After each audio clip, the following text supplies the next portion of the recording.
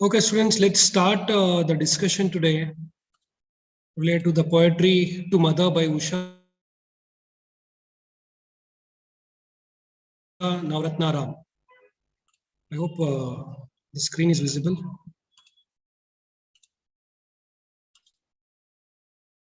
No, sir. Now, Not yet, sir.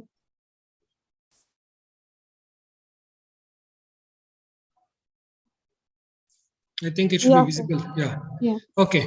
So, in the pre-reading activity, we discussed that Usha Navratna Ram is an Indian writer, specifically from Karnataka.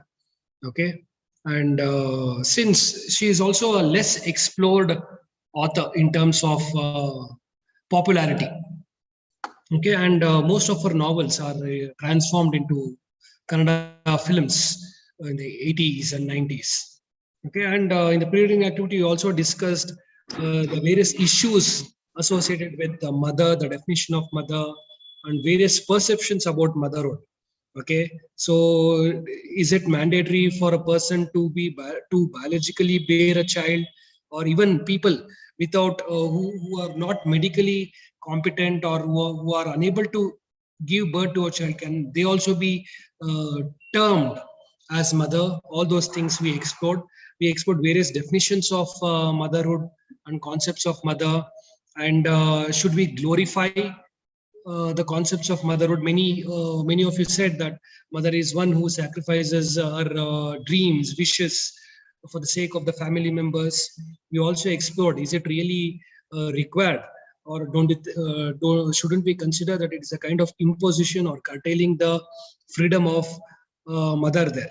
Because most of us, or most of you, gave the definition that portrayed mother as a sacrificial, or a person who sacrifices her own wishes for the sake of the society or for the sake of the family members or the relatives, or she is expected to do like that. But what about those who can't fit into the expectations of the society?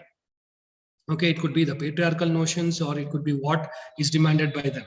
Okay, now due to the advancement in science and technology and education, globalization, the burden of the mother has increased. Earlier we expected the mother to be a homemaker. Now the society demands, or the economic condition demands, that the mother to work at home and also outside.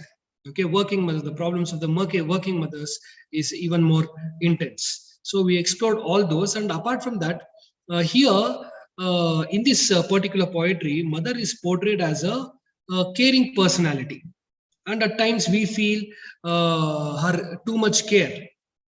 We equate that to nagging, means a kind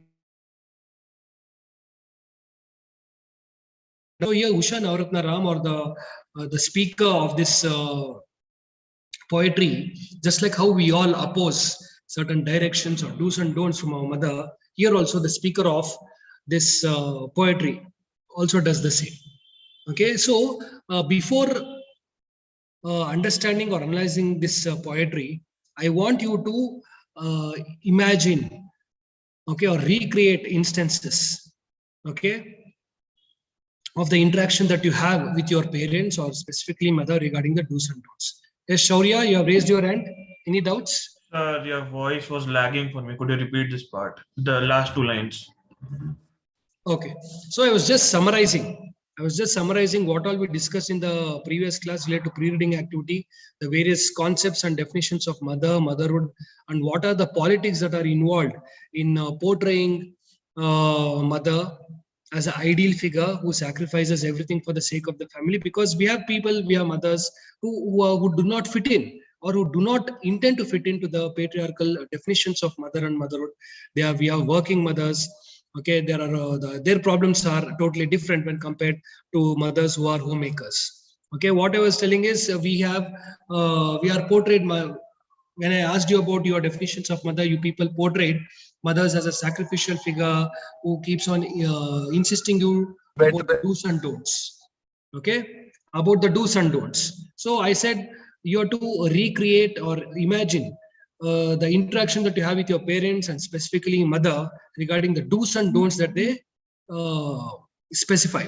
Here, the speaker of this poetry also opposes or insists a mother not to give too many do's and don'ts. So in the post-reading activity, we'll analyze in detail what all we can, what all perspective we can bring in to this poetry. Okay, so this is what she says: mother, don't, please don't say. Okay, here the daughter or the son is telling the mother, don't, please don't, means don't keep on guiding me, don't keep on giving the rules and regulations, prescribing me what to do and what not to do. Here is what the speaker says to them: don't say, these are the things you should not say to me. You're 17 already, don't flash your sari in the street. So it's obviously a daughter talking to a mother, because we have the word sari. Don't flash your sari in the street, don't make eyes at passers-by, don't be a tomboy riding the winds. Okay, so this is what a 17-year-old daughter is telling to a mother. Don't keep on guiding me, what should I do with my sari? Don't flash your sari in the street, means when you're wearing a sari, no matter whether it's a fancy sari or a silk sari, don't show off. Don't make eyes at passers-by, means don't look at passers-by. Okay, even if they try to tease you, don't look at them. If you find somebody attractive also, don't look at them.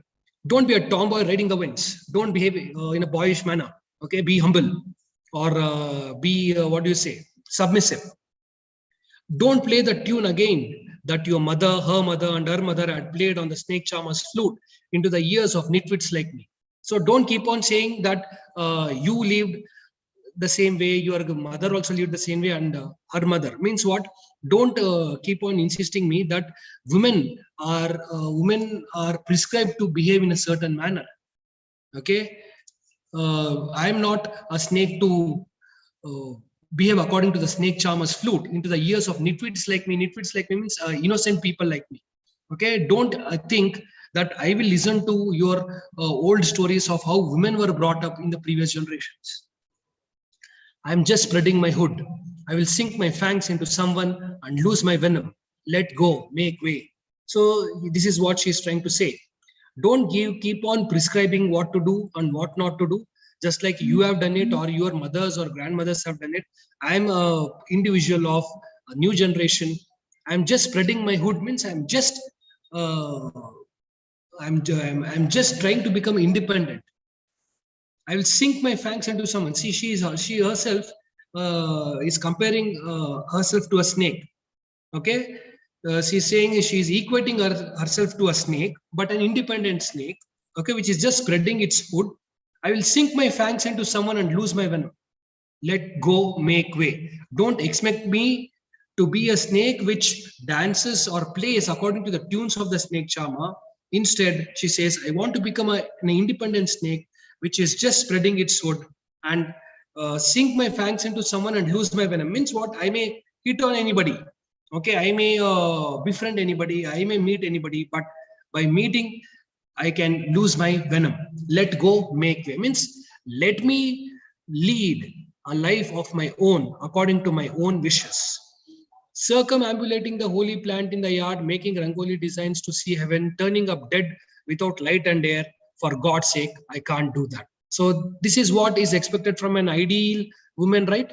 An ideal woman or an ideal mother is someone who takes care of the family members, who wakes up early in the morning, takes bath, and offer prayers. Circumambulating the holy plant here refers to the tulsi. So even in movies you would have seen many times the introductory scene will be a well-dressed woman who is circumambulating tulsi, offering prayers, and then she goes to prepare a dish. So that is what is expected. An early morning, a woman is expected to wake up early in the morning, take bath, offer prayers, and then start cooking. So you can see nowadays, most of our mothers, in a way, though they may not be evidently expressing that we don't fit into this ideal figure of a woman, they are in a way have deviated from the ideal concept of a woman. Making rangoli designs. Usually during olden days, rangoli designs were made of some food material so that even ants and other creatures can feed on it. But now we have those powders which no creatures can eat. To see even turning up dead without light and air.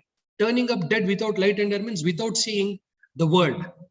One day these people will be dead. So she says, for God's sake, I can't do that. I can't limit myself or restrict myself to this ideal concept of womanhood.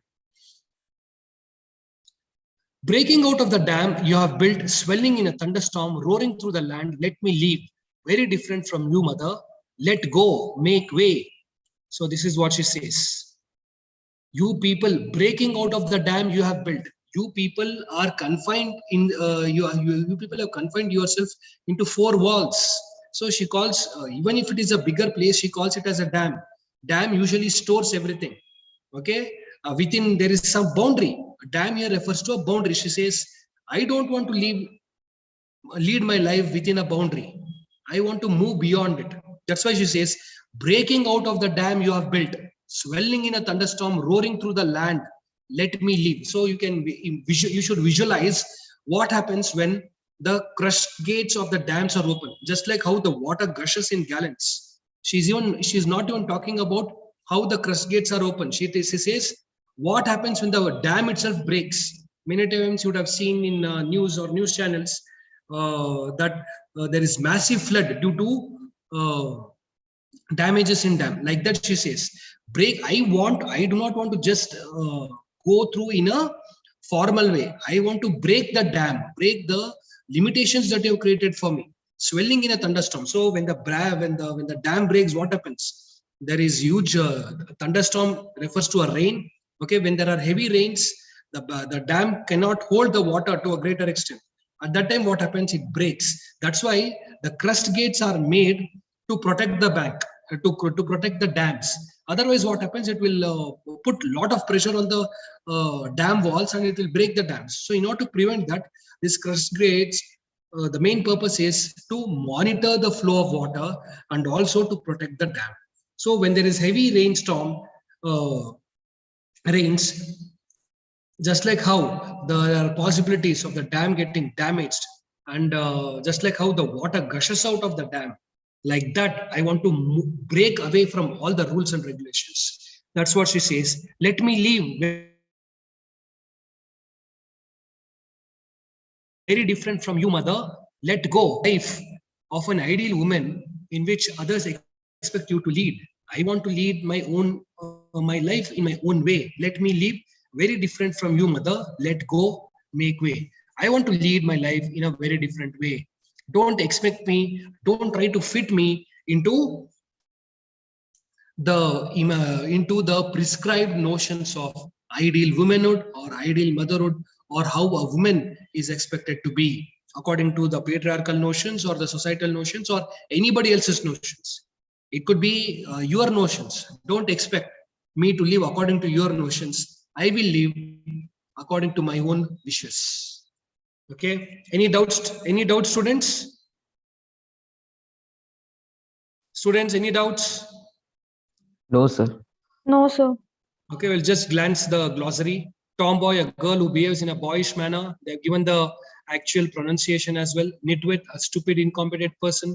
Circumambulating, walk around something. Rangoli, traditional Indian decoration patterns made with ground rice. So that is what I told you. It was made with some food material so that ants can eat it, particularly during festivals. So during festivals, they used to do it.